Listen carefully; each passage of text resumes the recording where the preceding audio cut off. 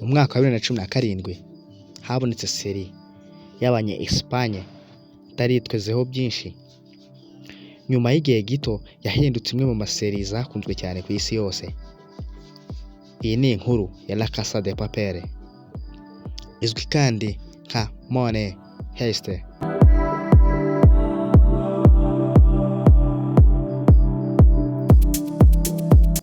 La Casa de Papel yanditswe na Alex Pina. Inkuru ivuga ko umugabo witwa The Profesor utegura ubujura bukomeye cyane bwo kwinjira mu ruganda rw'amafaranga rwa Espagne. Yahisemo abantu bafite amazina y'imijyi nka Tokyo, Berlin, Nairobi, Rio, Denver n'andi.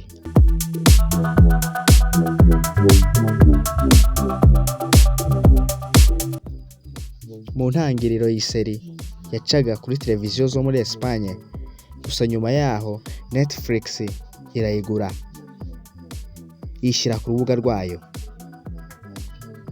Nibwo yatangiye kurebwa n'abantu babarirwa muri za miliyoni na magana ku migabane yose y'isi.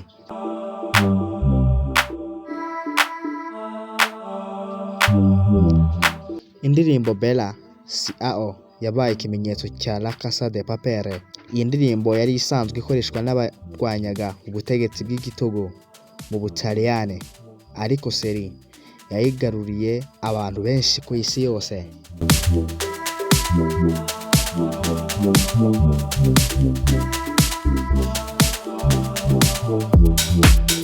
N'udupfukamunwa dutukura hamwe n'agapfukamunwa ka Salvador Dali byabaye ibimenyetso bizwi cyane.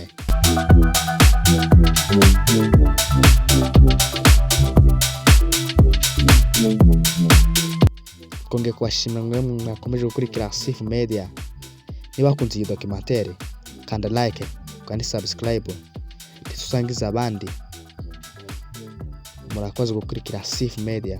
Ciao ciao, turabakunda cyane.